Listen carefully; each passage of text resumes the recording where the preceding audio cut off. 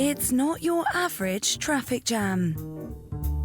The standstill in China's Zhejiang province came after a local farmer herded an army of 5,000 ducks to a nearby pond for feeding.